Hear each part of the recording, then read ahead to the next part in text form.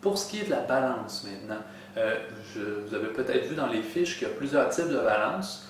Moi, je vais vous montrer comment ajuster la balance à plateau parce que les deux autres types de balance, la balance électronique, c'est très facile. Pour la mettre à zéro, il suffit d'appuyer sur le bouton mise à zéro, puis on met le poids ou on met plutôt la masse sur la balance et on vient prendre la mesure qui va être directement affichée. Donc celle-là, c'est pas très compliqué.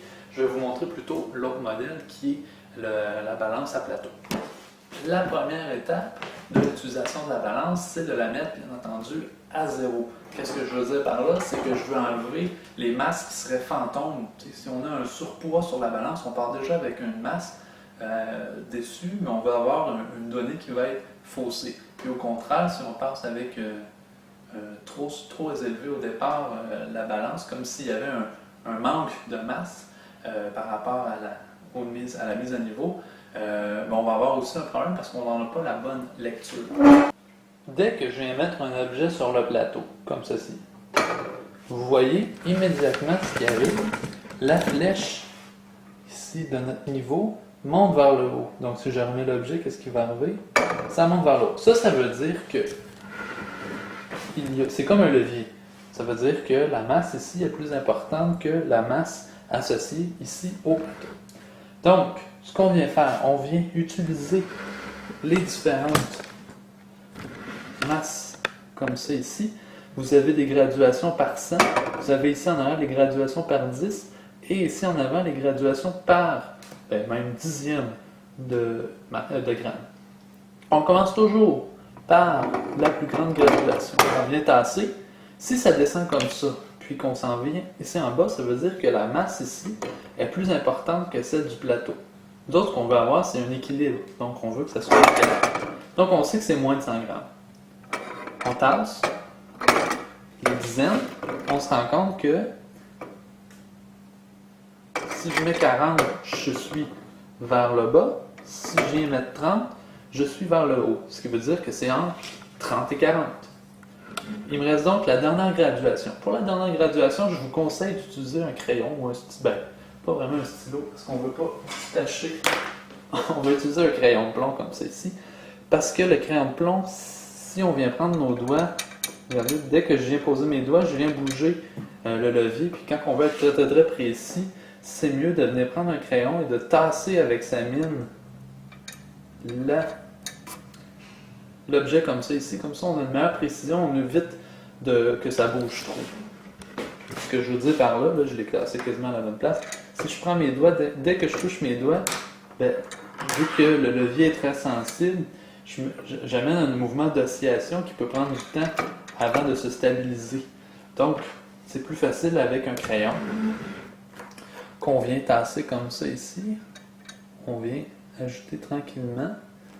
Je vais essayer de faire voir les deux côtés en même temps, c'est pas facile. Voilà. Donc, je viens tasser tranquillement. Vous voyez, ça descend.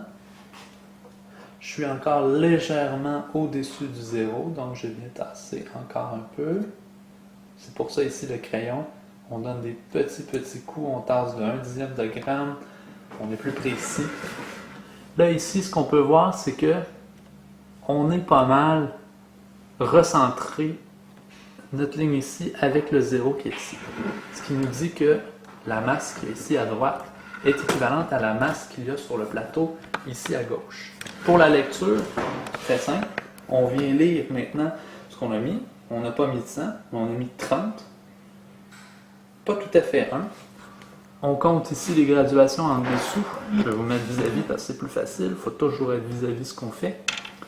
30, 5, 6, 7, presque 8. On est aux 3/4 entre la 7e et la 8e graduation avant le 1. Donc, on pourrait estimer ici que c'est 30,75 grammes.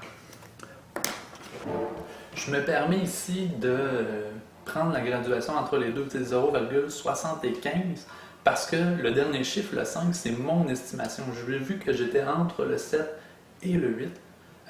Donc, pour avoir une meilleure précision, j'ai le droit de dire que j'étais environ entre les deux. Même, j'aurais pu y aller encore un petit peu plus précis puis dire 30,78 par exemple, parce que j'étais beaucoup plus près du 8 que du 7 de ce côté-là.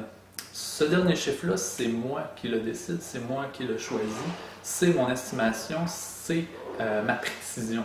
Comme mon instrument de mesure il est gradué à tous les dixièmes de gramme, l'incertitude sur la mesure est à tous les demi-dixièmes de gramme ou 0,05 g.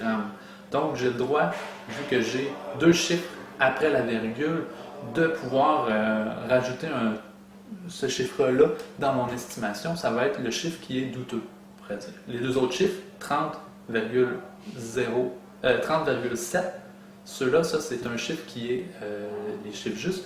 Et la dernière graduation, le 8 ou le 5, dépendamment de ce que moi je décide, c'est le chiffre douteux. C'est bien d'être très précis. Plus qu'on est précis, moins qu'on a d'erreurs dans les laboratoires.